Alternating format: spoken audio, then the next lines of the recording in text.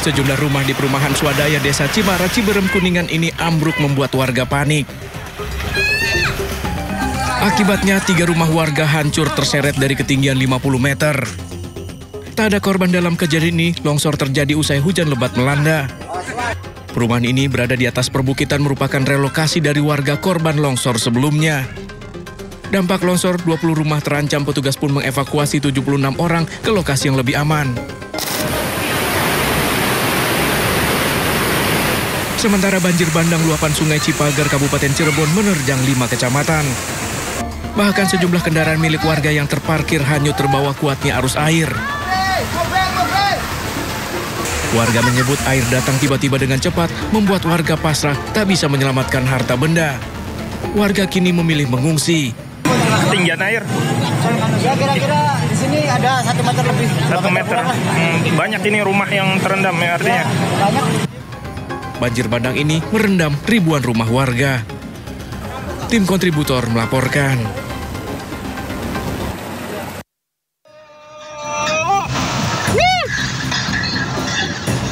Banjir berarus deras datang setelah hujan mengguyur kota Bandar Lampung sejak siang hingga malam hari. Banjir bandang menerjang sejumlah wilayah di kota Bandar Lampung, mengakibatkan permukiman dan jalan terendam, serta sejumlah daerah terkepung banjir setinggi 2 meter. Banjir meluap bahkan menghanyutkan kendaraan. Seorang warga tewas terbawa arus, sementara seorang warga lainnya tewas tersengat listrik saat menyelamatkan barang dari banjir. Petugas gabungan diterjunkan untuk evakuasi korban. Ada beberapa memang ada korban yang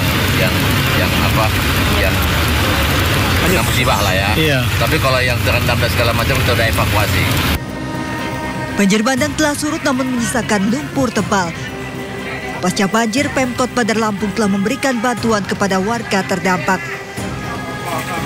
Dari Bandar Lampung, tim kontributor iNews melaporkan.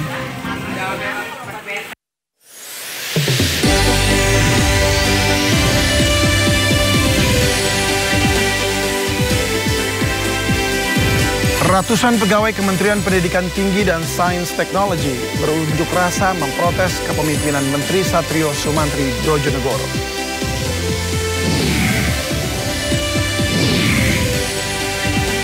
Empat orang tewas akibat longsor di Klungkung, Bali.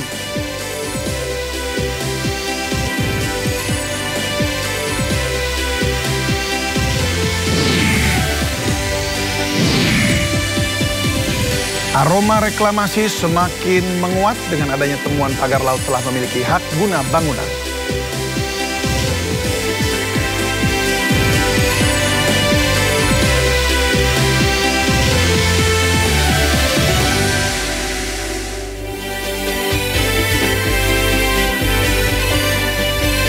Halo, selamat sore pemirsa. Petugas gabungan dari Damkar, BPBD, dan kepolisian melanjutkan evakuasi korban kebakaran Glodok Plaza di Jakarta. Sebanyak 8 jenazah sudah dibawa ke Rumah Sakit Polri Kramat Jati. Namun kondisi korban yang hangus cukup menyulitkan proses identifikasi. Bersama saya David Silahoy, Anda menyaksikan Sindo Sore. Pemirsa, ratusan pegawai Kementerian Pendidikan Tinggi dan Sains Teknologi pagi tadi berunjuk rasa di dalam kantor Kemendikti. Mereka memprotes kementerian Menteri Satrio Sumantri Brojonegoro. Saat menggelar aksinya, pendemo sempat menghadang mobil Menteri Dikti dan Saintek Satrio Sumantri Brojonegoro yang masuk ke kantor. Para pendemo bahkan juga meminta Menteri Satrio turun dari mobil. Para pegawai memprotes kepemimpinan Menteri Satrio Sumantri Brojonegoro yang disebut kerap bertindak kasar dan arogan. Selain itu, aksi ini diduga dipicu oleh pemecatan pegawai secara mendadak.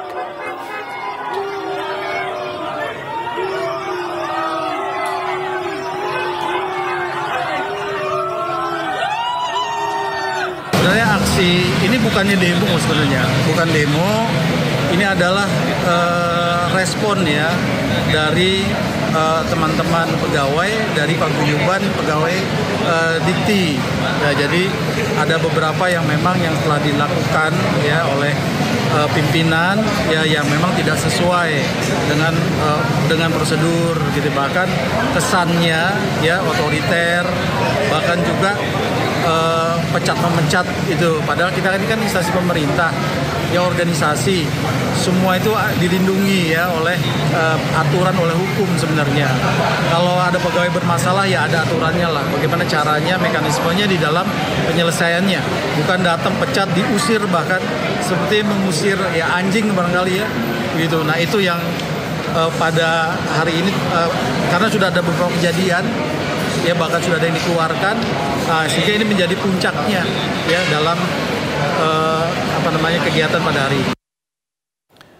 Kita ke informasi lainnya pemirsa, 8 orang yang sedang bermeditasi tertimpa batu berukuran besar dan tanah longsor di Klungkung, Bali.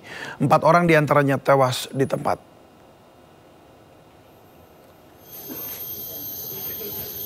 Setelah sempat dihentikan karena kondisi gelap dan hujan pada Minggu malam, pagi tadi pencarian korban tertimbun longsor di Dusun Cempaka, Desa Pikat, Kecamatan Dawan, Klungkung, Bali dilanjutkan. Tim SAR menemukan korban terakhir yang tewas tertimpa longsor. Dengan demikian, 4 korban tewas, seluruhnya telah ditemukan. Sebelumnya, 8 orang bermeditasi di sebuah bangunan yang berada di kaki bukit saat hujan deras. Saat sedang bermeditasi, tiba-tiba batu berukuran raksasa dan tanah longsor menimpa bangunan tempat korban bermeditasi. 4 orang tertimbun, 2 korban luka berat dan 2 orang selamat.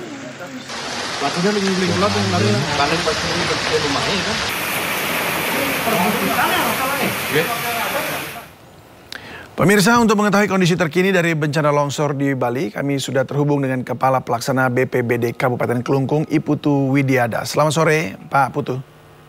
Selamat sore, Bang David.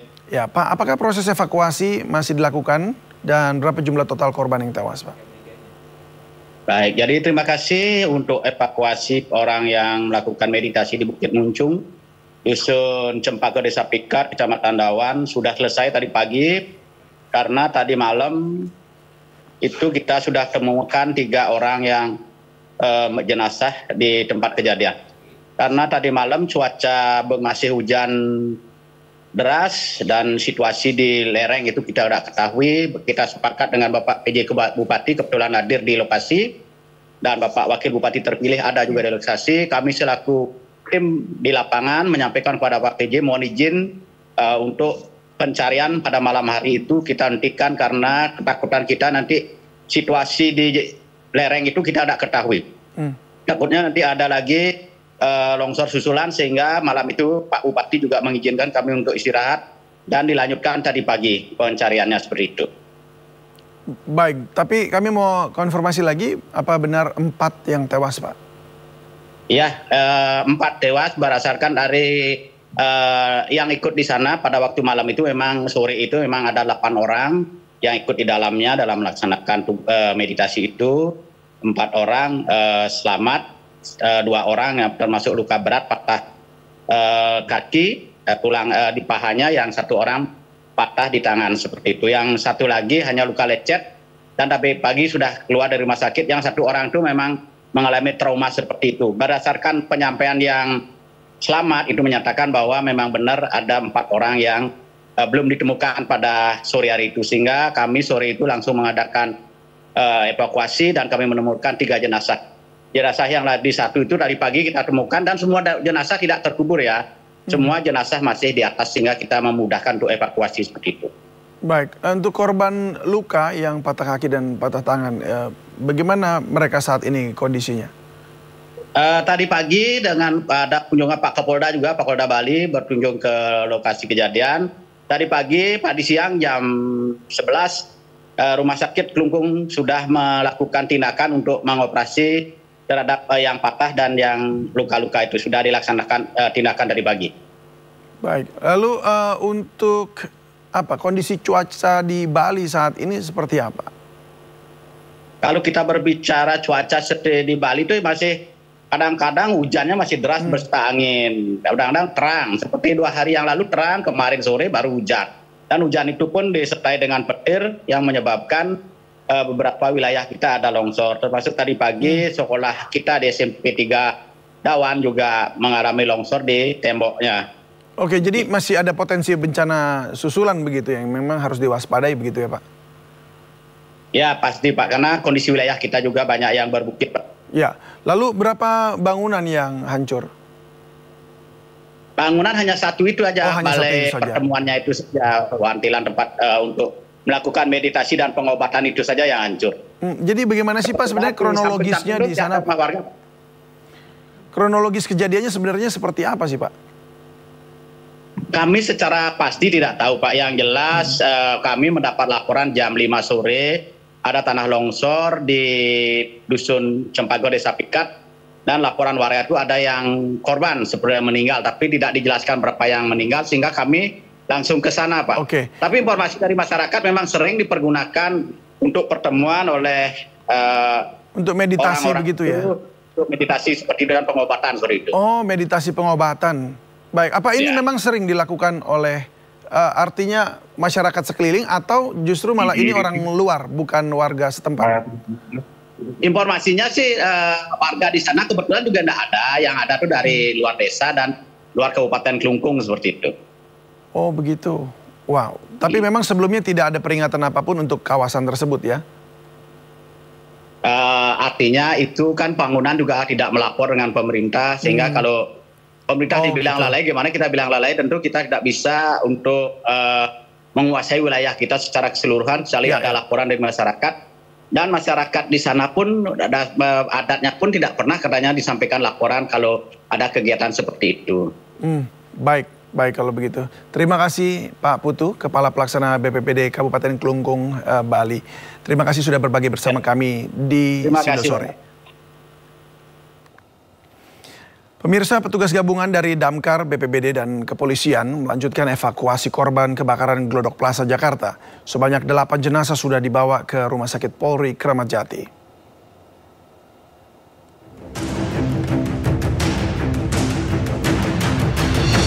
Petugas gabungan dari Damkar, BPBD, dan kepolisian melanjutkan evakuasi korban kebakaran Glodok Plaza, Jakarta. Kepolisian memastikan akan menggelar olah TKP kebakaran untuk mendalami penyebab kebakaran. Nantinya pihak kepolisian akan melibatkan pusat laboratorium forensik untuk menyelidiki penyebab kebakaran tersebut. Dalam peristiwa ini, korban hilang dilaporkan mencapai 14 orang. 8 sudah ditemukan, sementara 6 lainnya masih dalam pencarian.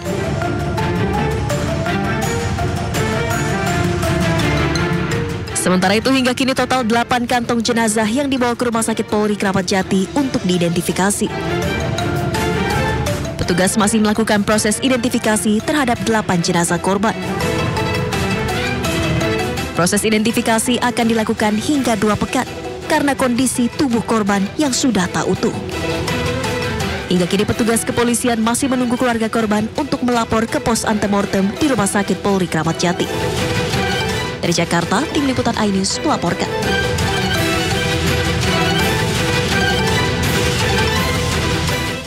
Sementara itu, kondisi jenazah kebakaran Glodok Plaza yang hangus cukup menyulitkan proses identifikasi.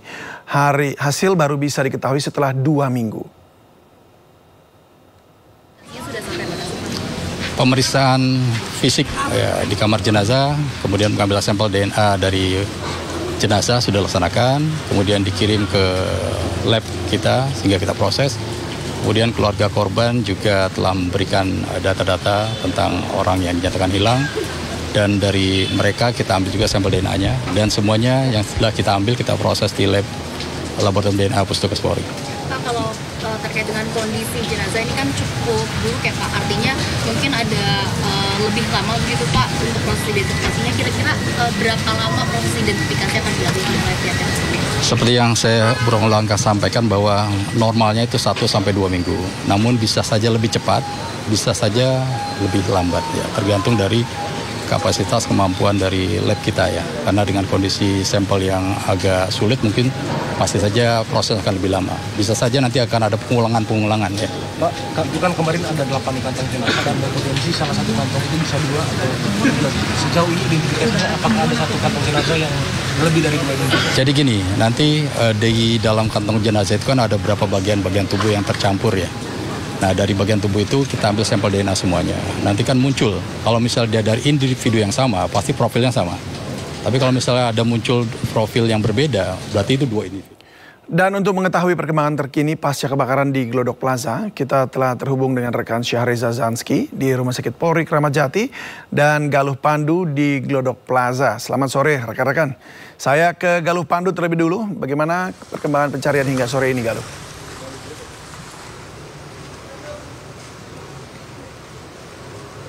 Ya, selamat sore David dan pemirsa. Saya saat ini berada di antara puing-puing reruntuhan bekas kebakaran Glodok Plaza, yang mana saat ini untuk proses evakuasi sudah dihentikan per hari ini mengingat situasi yang tidak memungkinkan karena hujan yang telah berlangsung selama beberapa jam, dan hari ini fokus proses evakuasi dilakukan dengan membersihkan atau menyisir pada bagian lantai 7 yang tepat di sebelah bagian atas saya. Ini ada dampak kebakaran yang paling terdampak pada kebakaran di Glodok Plaza, dan proses evakuasi dilakukan pada saat ini dengan menyisir puing-puing dan juga reruntuhan di lantai 7 untuk membuka akses ke ruangan-ruangan yang diduga masih berisikan korban-korban yang dilaporkan hilang. Sampai sejauh ini masih ada 14 korban yang dilaporkan hilang, dan korban ini masih kemungkinan akan bertambah atau sifatnya open disaster karena kemungkinan masih ada korban yang tidak atau belum dilaporkan oleh pihak-pihak keluarga atau kerabat.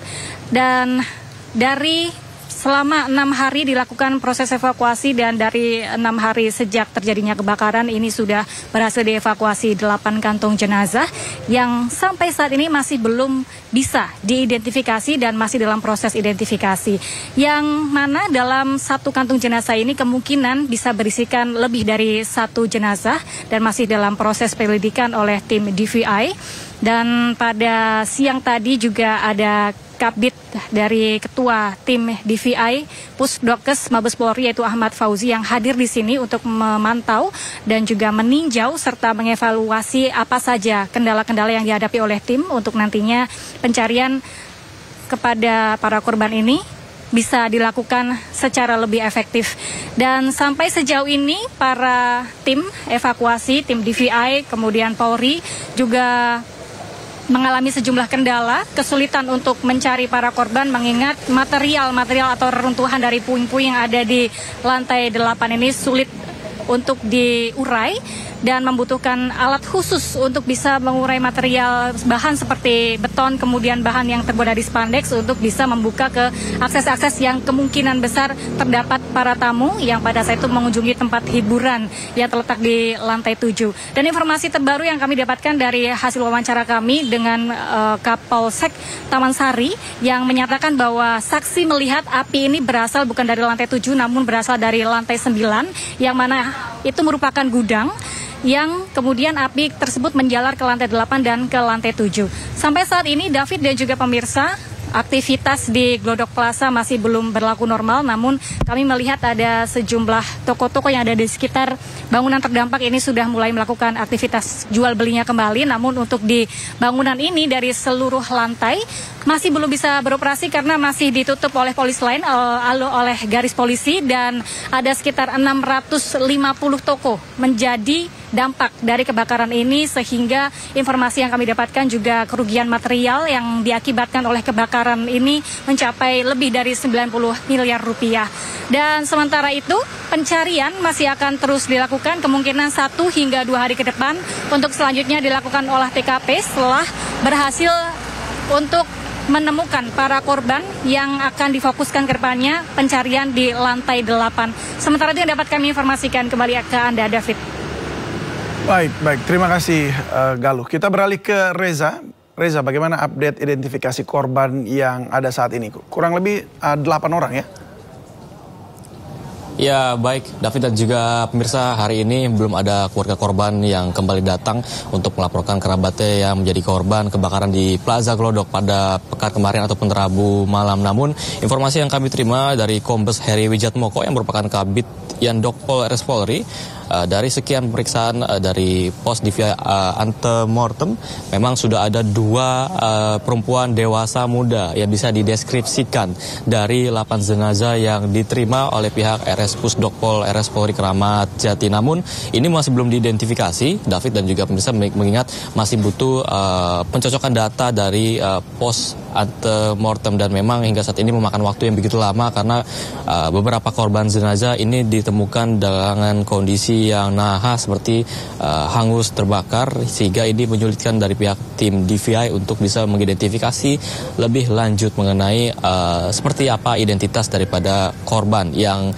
informasi yang kami terima memang sejauh ini ada 14 korban yang dinyatakan hilang, dan baru ada 8 korban yang bisa dibawa ke Rumah Sakit Polri Kramat Jati. Namun untuk diketahui juga, David dan juga pemirsa, disebutkan bahwasanya ini merupakan peristiwa yang open disaster, artinya adalah ada kemungkinan banyak korban yang belum ditemukan, bahkan bisa melebihi dari laporan 14 korban hilang yang didata oleh pihak Pos DVI Pusdokpol RS Polri Kramat Jati. Namun bisa dipastikan dari sekian 8 korban jenazah ataupun kantong jenazah, sudah ada 2 kantong jenazah yang bisa dideskripsikan sebagai 2 perempuan. Artinya ini mempermudah daripada tim DVI untuk mengidentifikasikan beberapa korban tewas, mengingat ada 3 laki-laki dan sisanya adalah perempuan begitu. Namun David dan juga pemirsa, ini kenapa tes DNA harus dilakukan? Tadi dijelaskan oleh pihak DVI bahwasanya ini untuk mengidentifikasi para korban secara visual yang tidak bisa diidentifikasi secara visual karena kondisi jenazah ini sudah begitu hangus sehingga ini terbakar dan tidak dalam kondisi yang utuh, sehingga perlu adanya sampel DNA dari pihak keluarga korban yang menyampaikan ke pos antemortem. Dan hingga saat ini kami belum melihat adanya kerabat dari keluarga korban yang datang pada hari ini, namun dipastikan dari pihak DVI sendiri bahwasanya ada 2 korban tewas yang bisa dideskripsikan sebagai 2 wanita dewasa. Sementara itu, David, kembali ke Anda. Baik, Syahreza Zanski yang telah melaporkan dari RS Polri Kramat Jati. Terima kasih untuk laporan Anda, dan sebelumnya ada Galuh Pandu dari Glodok Plaza, Jakarta Barat. Selamat bertugas kembali rekan-rekan. Pemirsa, hingga hari ke-6 proses evakuasi korban kebakaran Glodok Plaza masih dilakukan. Tim DVI menduga jumlah korban masih bisa bertambah.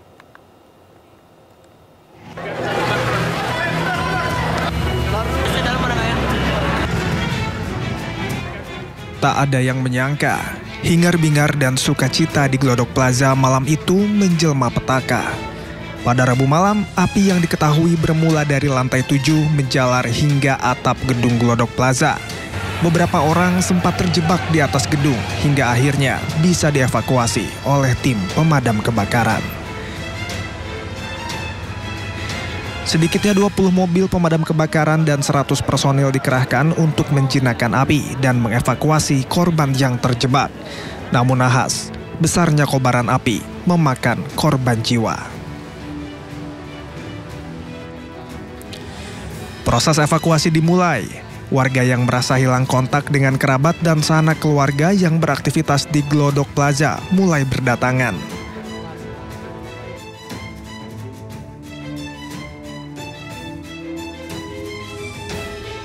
Salah satunya Jauhari. Begitu mendengar kabar tempat kerja sang istri terbakar, ia langsung beringsut menuju Glodok Plaza dengan segenggam harap sang istri bisa selamat.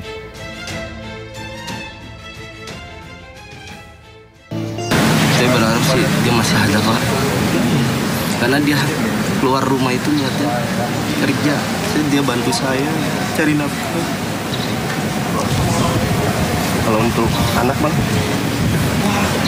Anak sih nanya mulu, bunda mana? Kemudian saya bilang lagi lembur. Ya, emang.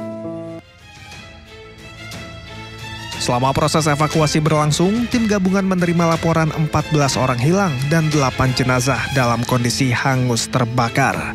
Dan berikut nama korban yang dilaporkan hilang dalam insiden kebakaran Glodok Plaza.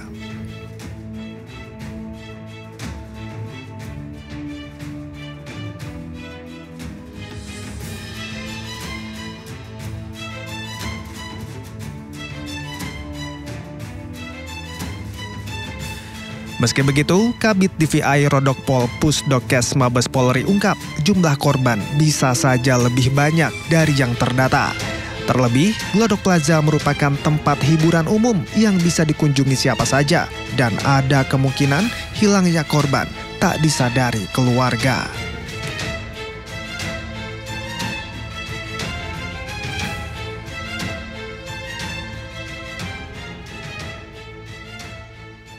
Jadi gini, kesulitan yang kita hadapi saat ini adalah pertama karena kondisi korban yang cukup parah ya, dalam arti ini terbakar serius sampai ya kita ketahui bahwa sulit untuk kita kenal secara visual. Kemudian yang berikutnya adalah karena ini open disaster di mana siapa yang menjadi korban, jumlahnya berapa masih kita belum jelas karena tempat ini kan tempat umum ya.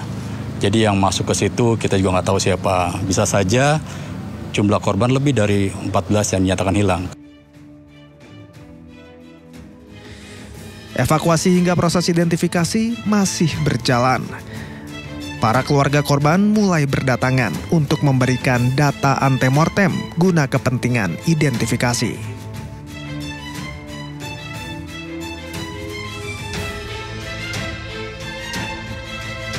Imbas dari kebakaran yang terjadi, sedikitnya 650 tenan di Glodok Plaza berhenti beroperasi.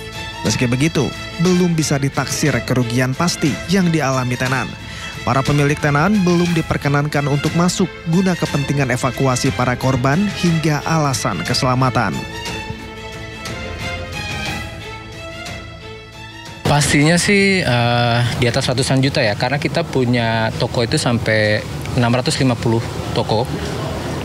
Yang semua kegiatan dari lantai LGF sampai lantai 7 ya. Kini keluarga jenazah yang sudah memberikan sampel antemortem masih menanti hasil identifikasi yang tengah berjalan. Tim Liputan iNews melaporkan.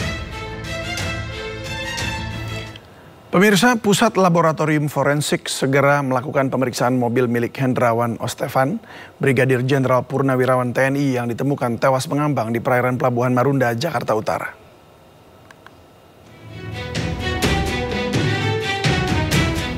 Pusat Laboratorium Forensik Polri segera memeriksa mobil sedan berplat B1606LB milik Hendrawan Ostefan, Brigadir Jenderal Purnawirawan TNI yang ditemukan tewas mengambang di perairan Marunda, Jakarta Utara.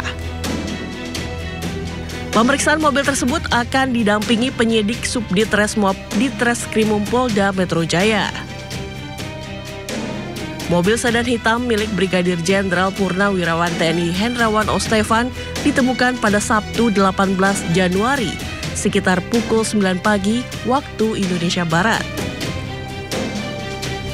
Kendaraan tersebut berada pada radius 5 meter dari bibir dermaga Pelabuhan Marunda. Tim penyelam Basarnas menemukan mobil dalam kondisi terbalik di dalam lumpur. Sebelumnya, Hendrawan Ostefan ditemukan tewas mengambang di perairan Pelabuhan Marunda, Jakarta Utara. Saat evakuasi, petugas menemukan dompet berisi kartu anggota TNI dan BIN.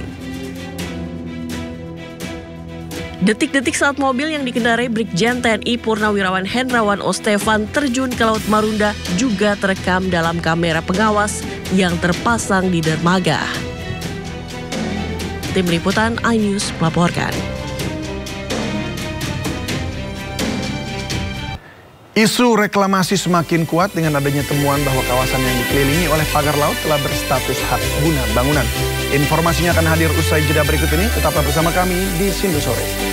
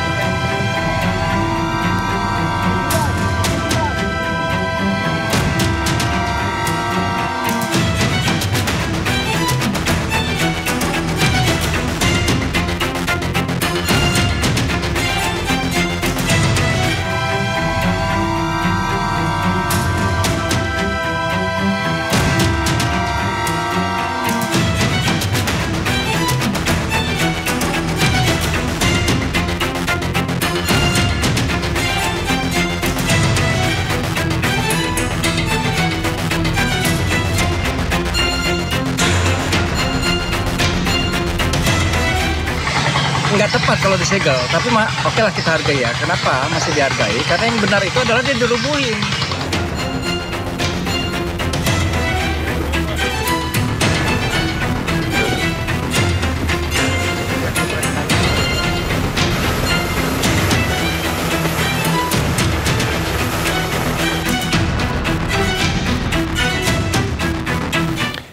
Pembongkaran pagar laut di kawasan Tanjung Pasir, Tangerang hingga kini masih ditunda sementara. Hal ini dikarenakan pembongkaran di hari pertama mengalami sejumlah kendala dan tengah dievaluasi. Pembongkaran pagar laut di kawasan Tanjung Pasir, Tangerang yang melibatkan Pangkalan Utama TNI Angkatan Laut dan masyarakat setempat saat ini ditunda sementara. Evaluasi pembongkaran pada hari pertama masih dilakukan karena pembongkaran di hari pertama yaitu pada Sabtu pekan lalu menghadapi sejumlah kendala. Di antaranya ombak besar dan dalamnya pagar yang sudah tertanam menyulitkan proses pembongkaran. Pada hari pertama, 600 personel TNI baru bisa mencabut pagar sepanjang 2,2 km dari total 30,16 km. Sembari menunggu hasil evaluasi TNI Angkatan Laut, sejumlah nelayan yang akan membantu pencabutan pagar menunggu terlebih dahulu dengan kapal-kapalnya di kawasan Tanjung Pasir, Tangerang, Banten. Kita berkoordinasi dengan Kepala Staf Angkatan Laut beserta jajaran, saya dan Pak Wamen ya, dalam rangka untuk mengevaluasi terhadap apa yang sekarang ini menjadi isu yang ramai, itu adalah soal pagar laut. Jadi kita akan memberikan batasan waktu sampai dengan besok Rabu pagi, kita akan rapat koordinasi Rabu pagi, lalu siangnya kita akan lakukan tindakan pembongkaran. Begitu Pak Kasar ya? Ya Bapak, silakan. Setuju. Jadi pagi ini kami bersama Pak Menteri dengan Pak Wamen melaksanakan evaluasi bagaimana cara yang baik, yang aman, yang cepat dan praktis untuk bisa mempercepat membantu kesulitan masyarakat nelayan. Karena itu instruksi dari Bapak Presiden kan, TNI harus bisa membantu kesulitan masyarakat. Isu reklamasi semakin kuat dengan adanya temuan bahwa kawasan yang dikelilingi oleh pagar laut telah berstatus hak guna bangunan yang telah viral di media sosial X. Ya, viral di media sosial X bahwa wilayah Laut Tangerang yang dipagari dengan bambu sudah ada sertifikat hak guna bangunan. Viral juga di media sosial X bahwa wilayah Laut Tangerang yang dipagari dengan bambu sudah ada sertifikatnya. Dalam aplikasi Bumi milik Kementerian ATR bpn.go.id, salah satu wilayah pesisir yang masuk dalam kawasan terpagari dengan bambu di Kabupaten Tangerang adalah Desa Kohot. Gambar yang Anda lihat ini dan gambar dengan bidang warna kuning ini menunjukkan bahwa bidang ini adalah wilayah pesisir pantai yang sebagian besar masih berupa laut, namun yang sudah bersertifikat hak guna bangunan. Dan ketika kami mencoba mengklik salah satu bidang kuning ini, maka keterangan yang muncul adalah hak guna bangunan. Baik di sisi barat maupun di sisi timurnya ya. Seperti yang terlihat di gambar. Di sini muncul berbagai pertanyaan. Siapa para pemiliknya?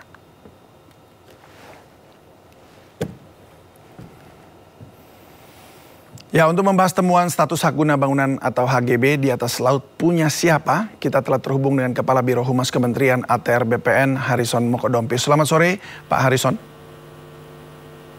Selamat sore, Mas. Terima kasih sudah hadir di Sindo Sore. Dan juga Koordinator Nasional FIAN Indonesia, Martin Hadiwinata. Selamat sore, Pak Martin. Selamat sore. Ya, terima kasih sudah hadir. Saya ke Pak Harrison dulu. Pak Harrison, ini sudah viral di media sosial. Kemudian tertulis di situ bahwa itu ada hak guna bangunannya. Jadi ini milik siapa jadinya?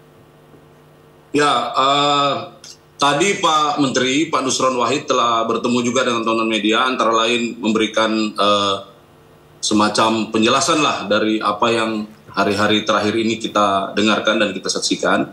Jadi memang di atas dari data yang ada, yaitu data yang seperti tadi disebutkan oleh teman-teman Sindo Sore, bahwa dilihat dari aplikasi Bumi memang ada di situ data menunjukkan bahwa telah ada sekitar 263 bidang yang bersertifikat hak guna bangunan. Jadi dalam data yang ada di BPN memang memiliki data yang berbasis aplikasi seperti itu. Cuma posisi di lautnya itu Pak Menteri telah menugaskan Dirjen SPPR survei pengukuran untuk berkoordinasi dengan BIG untuk memastikan apakah bidang-bidang yang terdaftar itu masuk ke dalam garis batas laut atau di luar garis batas laut. Baik, untuk mengetahui apa Pak? Di luar atau di dalamnya?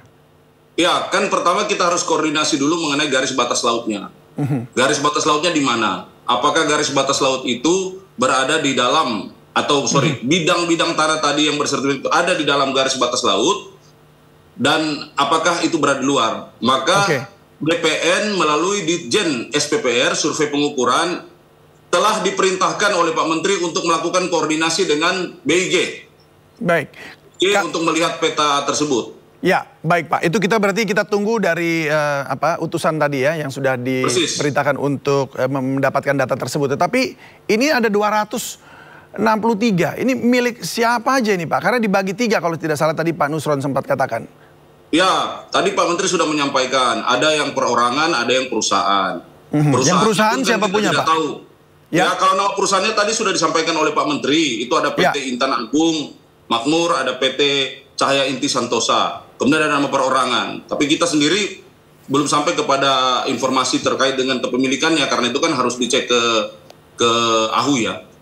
Oke, apakah memang tidak ada datanya Pak mengenai PT yang kemudian mendaftarkan untuk HGB di situ di ATM BPN?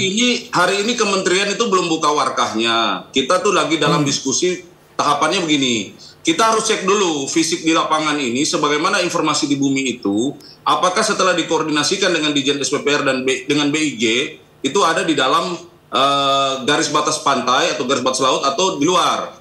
Setelah proses itu diketahui, baru kemudian kita seperti keterangan dari Pak Menteri tadi, akan melakukan langkah-langkah meneliti riwayat asal-muasal sertifikat ini, termasuk melihat warkahnya. Jadi itu step berikutnya Mas. Step pertama kita lihat fisiknya dulu. Oke, baik. Jadi sebenarnya mau menunggu bahwa ini melewati batas atau tidak begitu ya, supaya nanti baru bisa ditindak. Tetapi sebenarnya data-data ini kan sudah ada ya. Kalau tidak salah ini ada sejumlah informasi itu dari data yang kami dapatkan. Ada Cahaya Inti Santosa yang dikasih oleh Pak Nusron. Kemudian ada PT Intan Agung Makmur juga ya. Yang lokasinya juga tampaknya masih ada di kawasan Inspeksi PIK 2 nomor 5. Artinya masih satu gedung dengan PIK 2. Apakah itu memang masih ada kaitannya dengan wilayah PIK 2? Ada afiliasinya tanah itu? Sampai dengan saat ini kita belum melakukan penelitian ke situ. Baik, belum ada informasinya sama sekali.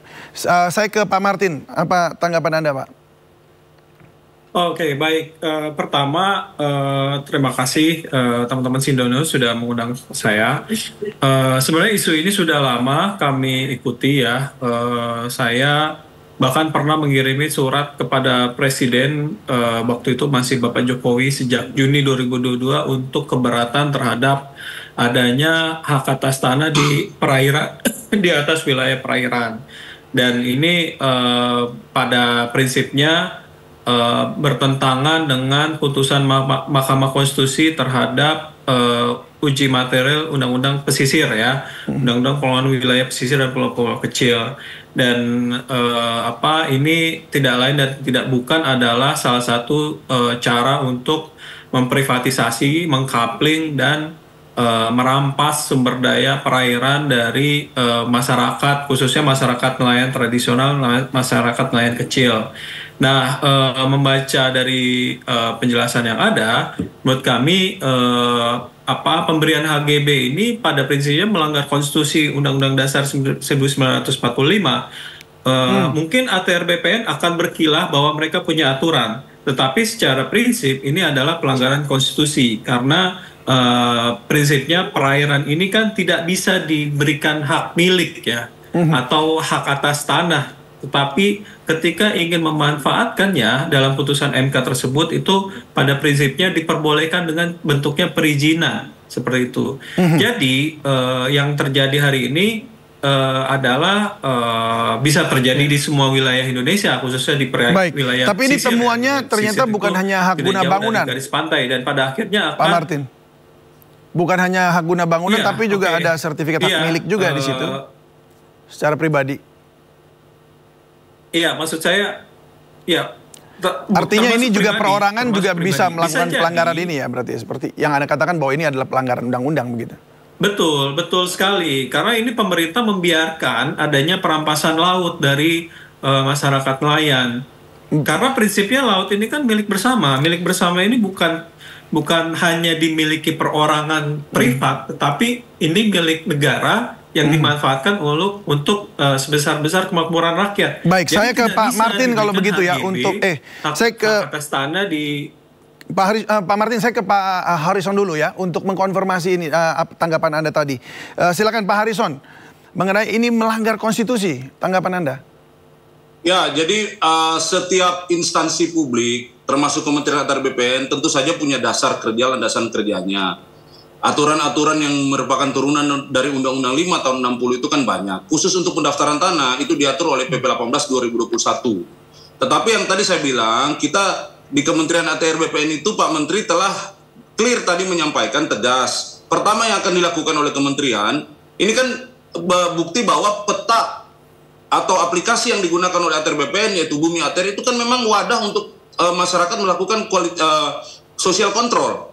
Nah, ada yang seperti ini dapatnya dari mana? Dari aplikasi BPN juga. Nah, ketika ada laporan seperti ini, step yang sudah digariskan oleh Pak Menteri sudah jelas. Pertama, melakukan koordinasi. Kalau di kami itu ada namanya Dirjen SPPR, Survei Pengukuran Pemetaan Pertanahan dan Ruang. Koordinasikan segera. Hari ini sedang berkoordinasi dengan BIG untuk menentukan apakah bidang yang hari ini kita bahas sekarang ini, apakah berada di garis batas laut, di dalam atau di luar. Itu dulu. Kemudian proses pengukurannya seperti apa pada saat itu.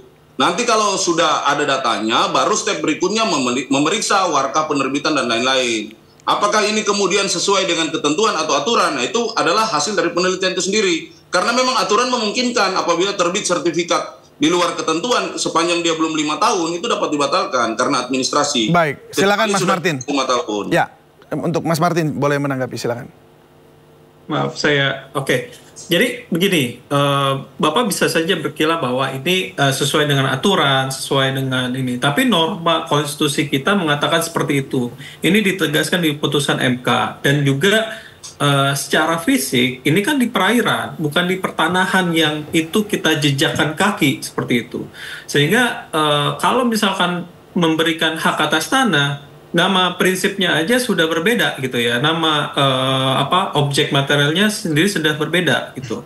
Yang kedua, sepanjang penelitian kami kita melihat bahwa ATR BPN ini tidak pernah melakukan pendekatan yang holistik dengan melihat bagaimana pemanfaatan sumber agraria tersebut, sumber daya agraria, baik itu tanah maupun perairan. Nah, khusus di perairan kami melihat bahwa ini kan wilayah yang dimanfaatkan oleh nelayan ya, baik itu untuk melintas, bahkan termasuk juga informasi yang kita dapatkan juga seperti.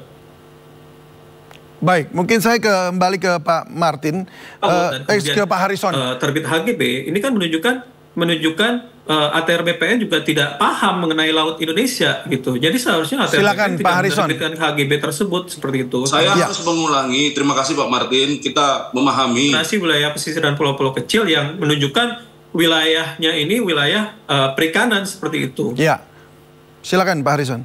Terima kasih Pak Martin. Silakan, Pak. Prinsipnya kita sama-sama memahami seperti itu. Tetapi yang saya ingin tekankan di sini bahwa setelah kita melakukan koordinasi dalam rangka pengecekan fisik, kemudian ditemuilah ada data atau ada laporan di lapangan seperti apa, langkah berikutnya memang akan memeriksa mengenai administrasi ini. Ya, kita harus melakukan pemeriksaan karena produk hukum ya harus dicek dengan cara-cara yang berdasarkan hukum, kan gitu.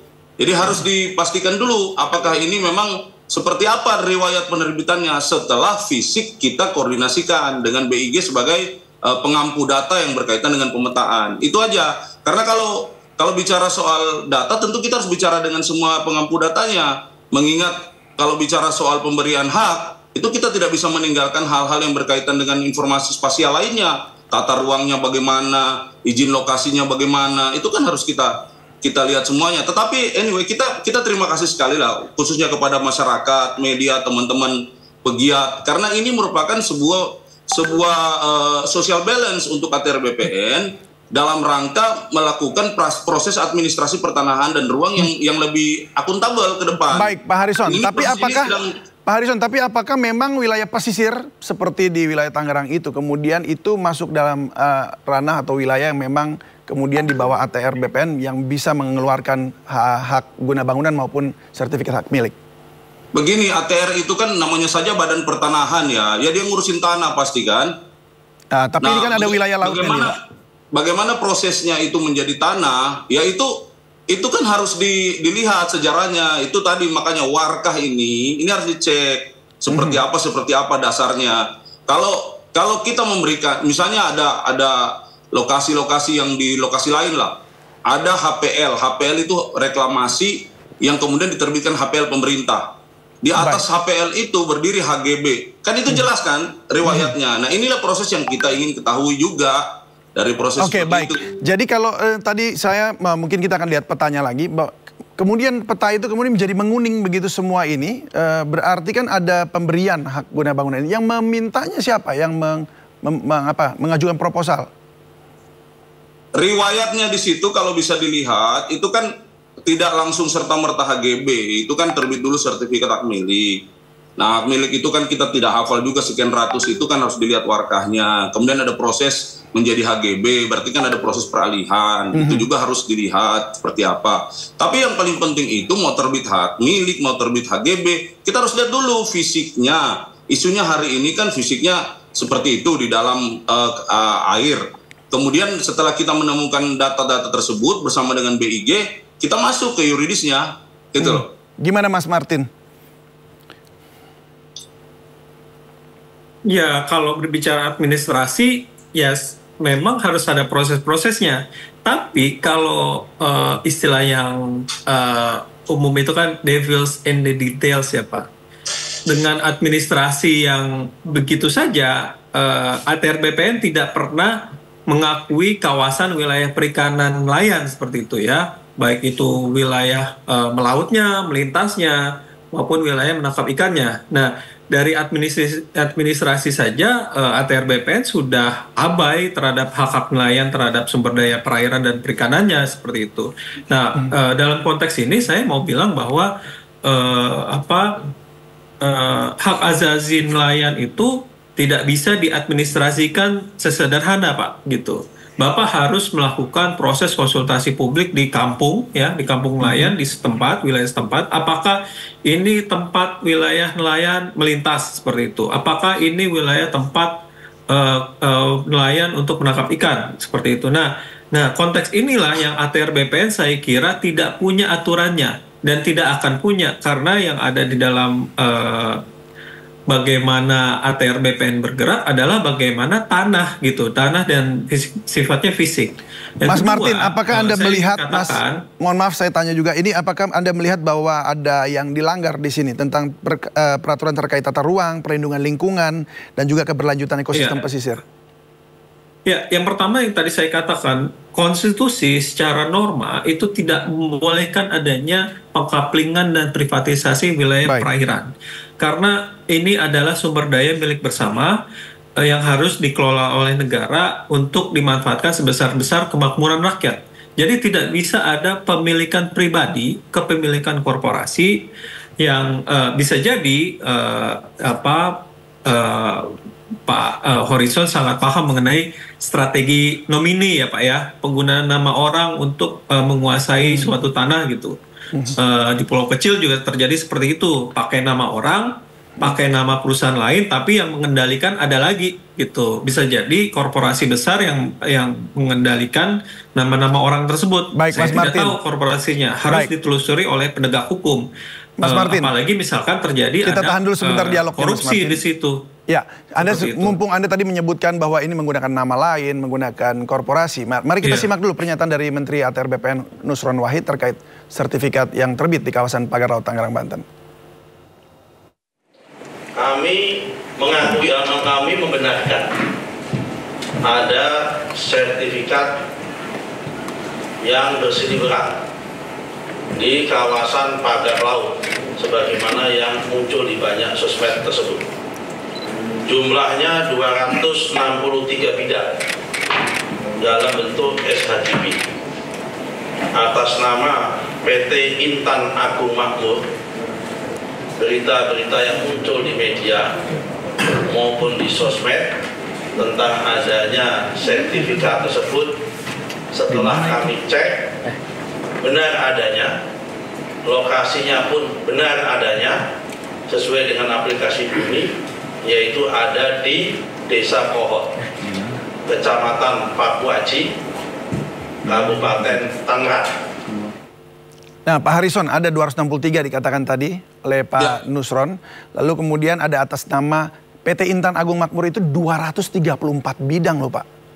Itu tuh memang perusahaan besar yang memiliki bisa beli sampai 234 bidang.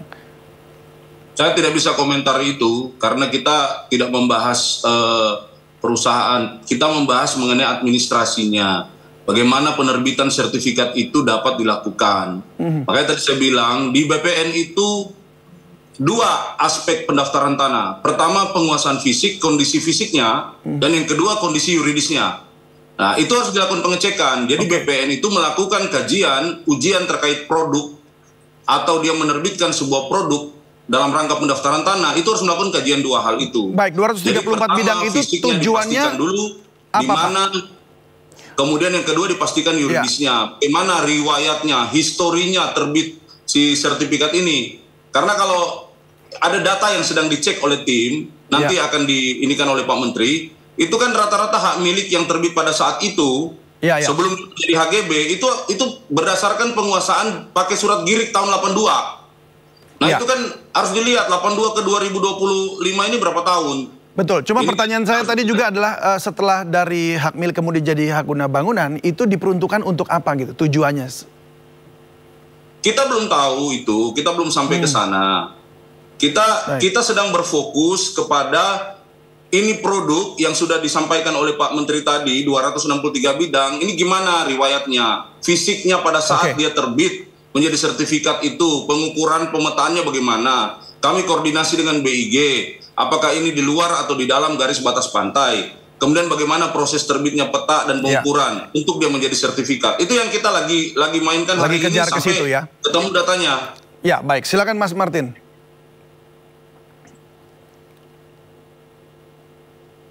Halo Mas Martin. Kembali lagi proses administrasi yang akan menjadi tameng dari teman-teman ATR BPN seperti itu ya. Padahal proses substansinya yang harus dilihat seperti itu.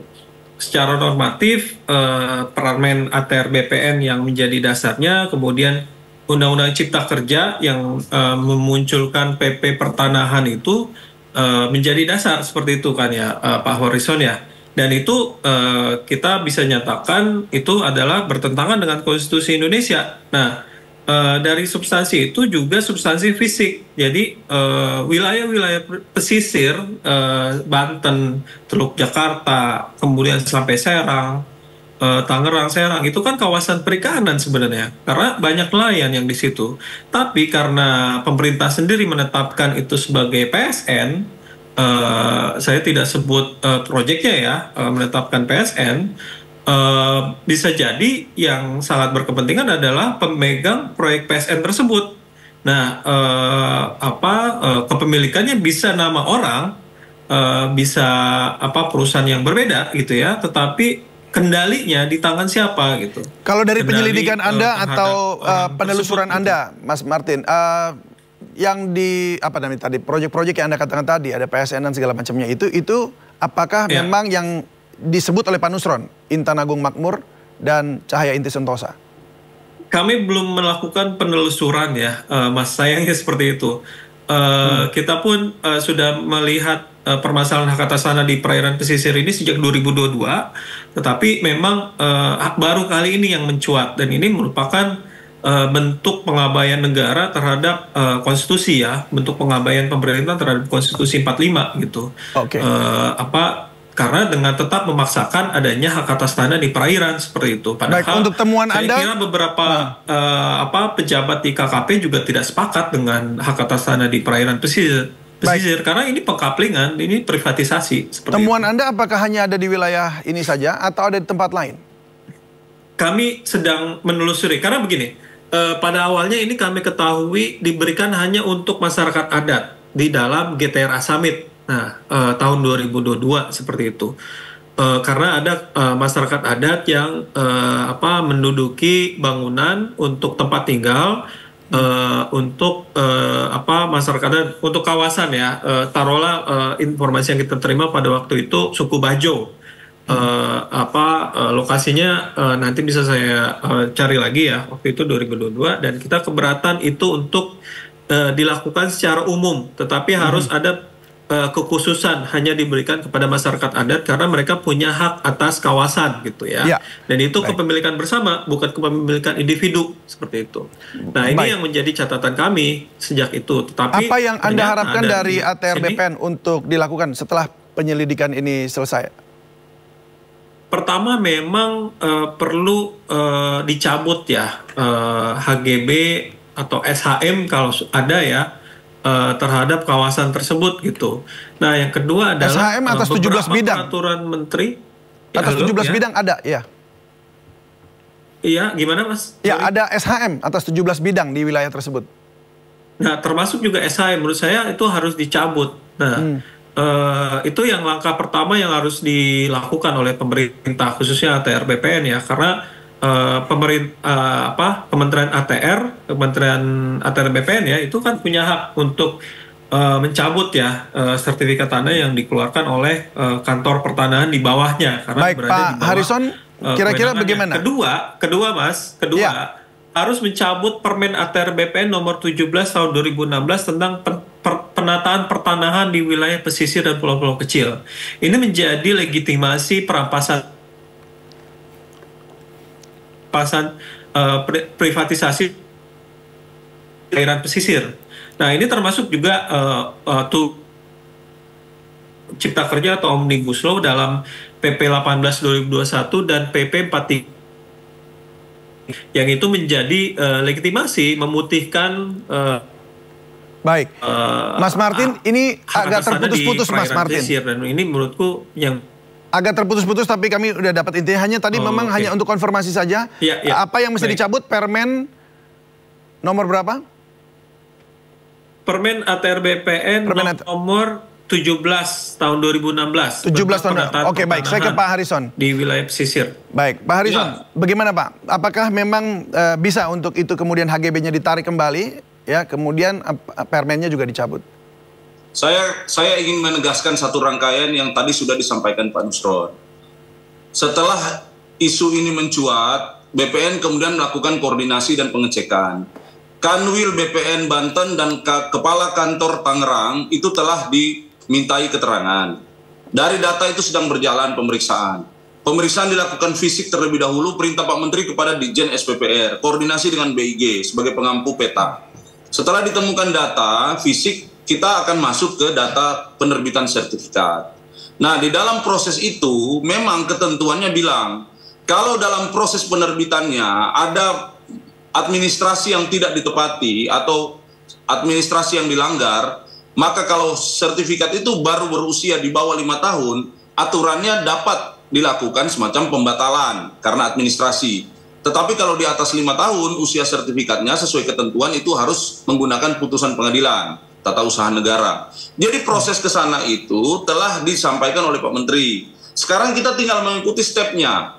Stepnya seperti apa? Kita harus koordinasi dengan berbagai pihak. Kita harus cari dan buka data. Dan ini membuat nanti apapun keputusannya itu kan lebih precise. Lebih precise untuk dipertanggungjawabkan kepada publik tentu saja. Kalau soal aturan-aturan ya saya tidak ikutlah. Pak Martin ya sah-sah saja menyampaikan itu dalam sudut pandang beliau kan. Dalam sudut pandang administrasi pertanahan oleh negara yang dijalankan oleh Kementerian ATR BPN tentu saja punya backgroundnya kenapa aturan-aturan seperti itu ada. Dan saya pikir positif sekali Pak Martin dan teman-teman bahkan seluruh masyarakat melakukan social balance kepada ATR BPN. Silakan kita terbuka, termasuk hal ini aplikasi Bumi ATR yang menjadi pintu masuk dari teman-teman atau masyarakat bisa melihat apa yang sebenarnya terjadi dalam pemberian hak. Itu adalah bagian dari keterbukaan institusi ini.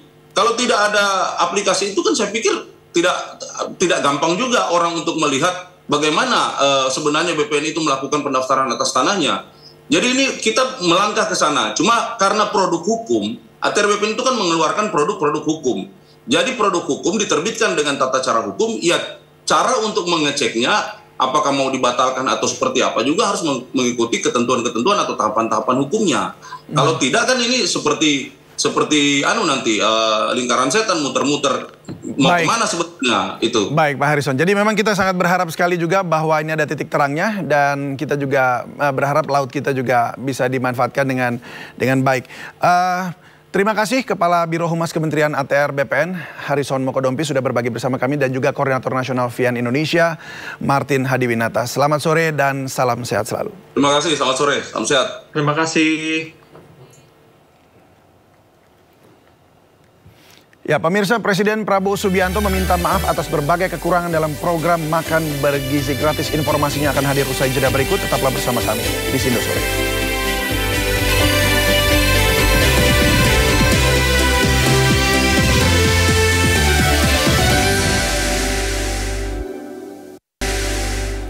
Presiden Prabowo Subianto meresmikan pembangkit listrik tenaga air di Waduk Jati Gede, Kabupaten Sumedang, Jawa Barat. Dalam kesempatan itu, Presiden juga meresmikan proyek tenaga listrik yang tersebar di 18 provinsi secara daring.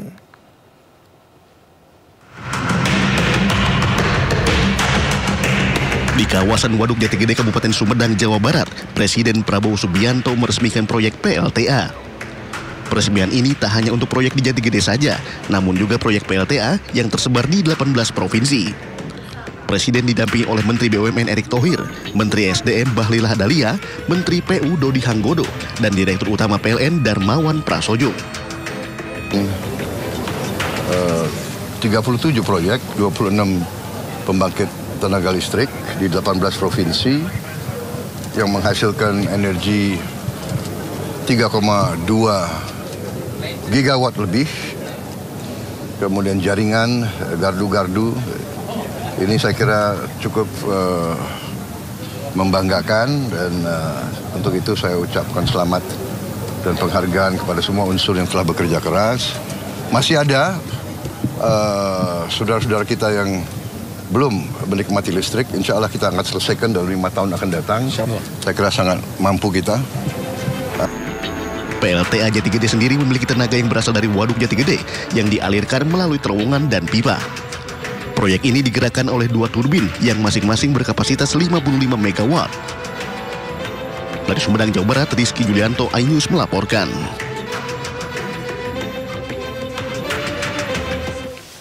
Presiden Prabowo Subianto menginstruksikan kepada jajaran Kabinet Merah Putih untuk mempercepat capaian makan bergizi gratis. Kepala Badan Gizi Nasional Dadan Hindayana mengatakan untuk memenuhi target penerima makan bergizi gratis sekitar 82 juta anak diperlukan anggaran hingga 100 triliun rupiah. Dalam rapat terbatas di Istana Negara yang diikuti beberapa menteri serta Kepala Badan Gizi Nasional Jumat pekan lalu, Presiden Prabowo Subianto menginstruksikan percepatan implementasi program makan bergizi gratis. Kepala Badan Gizi Dadan Hindayana mengatakan Presiden Prabowo gelisah karena banyak anak yang belum mendapat makan bergizi gratis. Dalam rapat disepakati semua kementerian dan lembaga akan ikut menyukseskan makan bergizi gratis, termasuk Kementerian Keuangan yang akan mengotak-atik APBN. Kenapa Pak Presiden gelisah? Karena banyak anak yang belum mendapatkan. Itu artinya beliau sedang memikirkan untuk mempercepat proses ini sehingga di akhir 2025, 82,9 juta itu bisa segera mendapatkan manfaat. Itu artinya pasti beliau sedang memikirkan tambahan anggaran.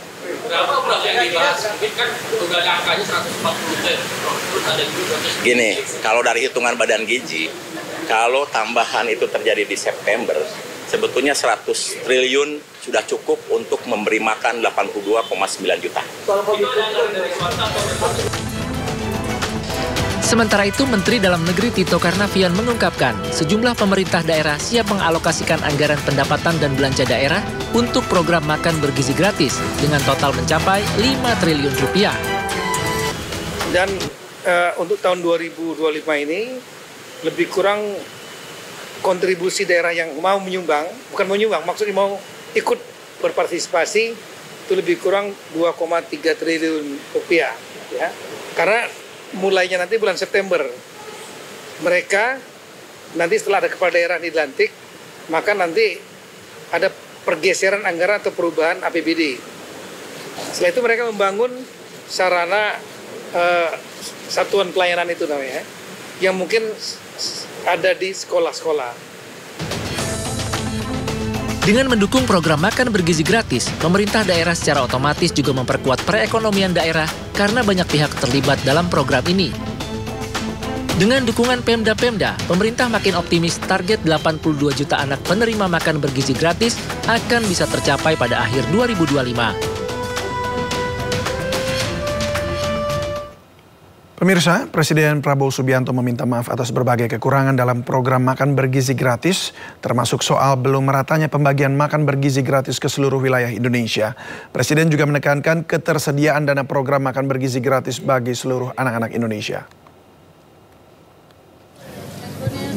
Makan bergizi ini secara fisik tidak mudah untuk segera ke seluruh rakyat. Untuk itu saya, Prabowo Subianto, Presiden Republik Indonesia, saya minta maaf kepada semua orang tua, kemudian semua anak-anak yang belum menerima. Tapi saya yakini bahwa tahun 2025, akhir 2025, semua anak Indonesia akan dapat makan bergizi. Tapi bahwa tidak bisa seketika ini secara fisik tidak mungkin, secara administrasi tidak mungkin, ya. Proses mengamankan supaya uang yang dikirim tidak hilang, itu ada proses yang harus kita laksanakan. Dan untuk itu membutuhkan waktu. Tapi saya beri penekanan, diupayakan cari cara yang terbaik, tercepat, supaya semua anak-anak kita bisa merasakan. Tapi kalau belum merasakan, saya minta maaf. Tapi insya Allah akhir 2025 ini proyek yang sangat besar, tidak ringan, fisiknya tidak ringan. Tapi saya jamin dananya ada. Ya. Saya jamin dananya ada untuk semua anak-anak Indonesia makan. Peraturan Gubernur DKI Jakarta nomor 2 tahun 2025 tentang tata cara pemberian izin perkawinan dan perceraian menjadi sorotan. Dalam aturan tersebut, ASN diperbolehkan berpoligami asal memperoleh izin dari pejabat terkait.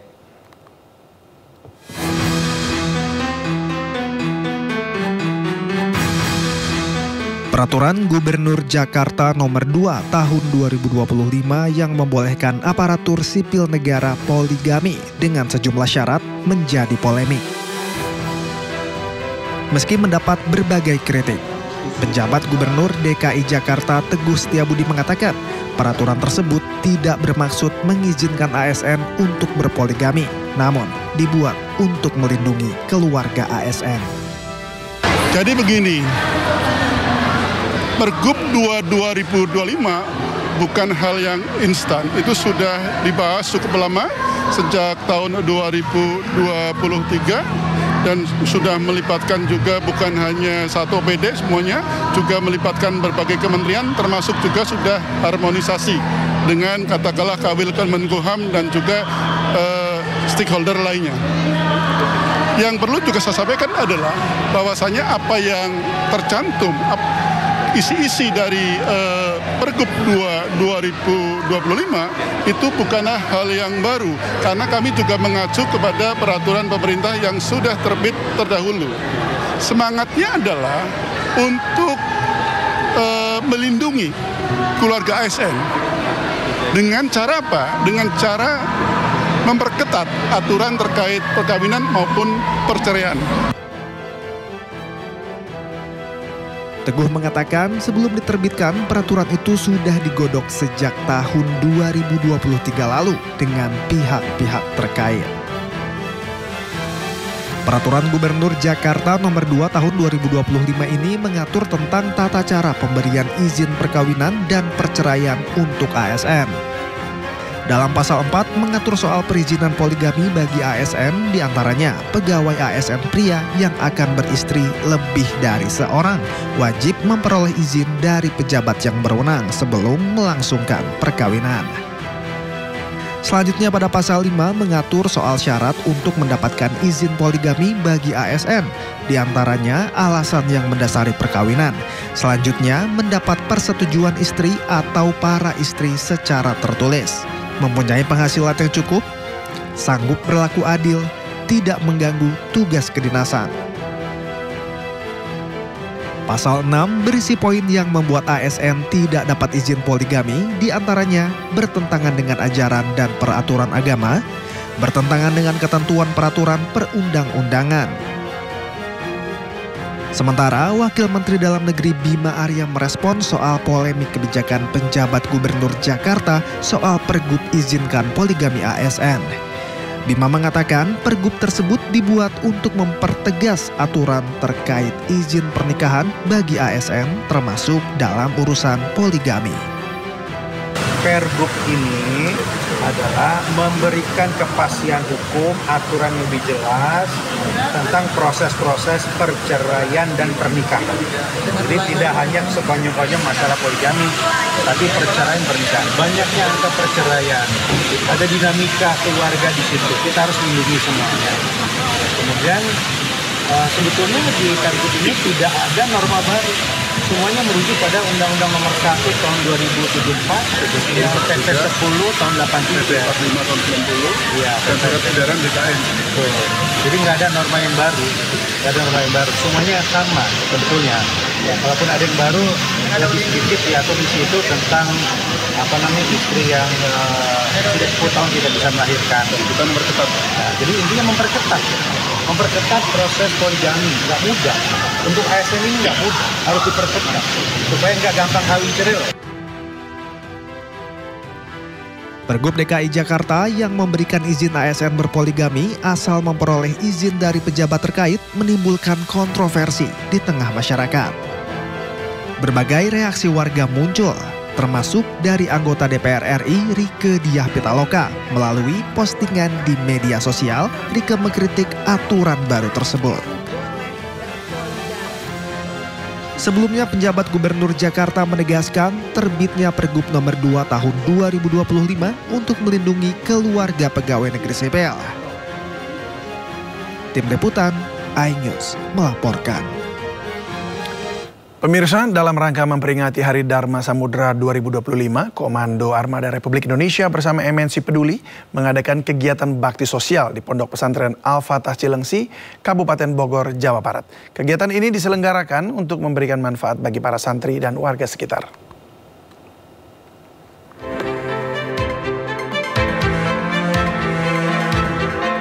Koarmada RI menggelar program bakti sosial dengan berbagai kegiatan, mulai dari pemeriksaan kesehatan gratis, pemeriksaan gigi, pemberian sembako, serta pemberian makanan bergizi di Ponpes Al-Fatah di Caringing, Cilengsi, Bogor.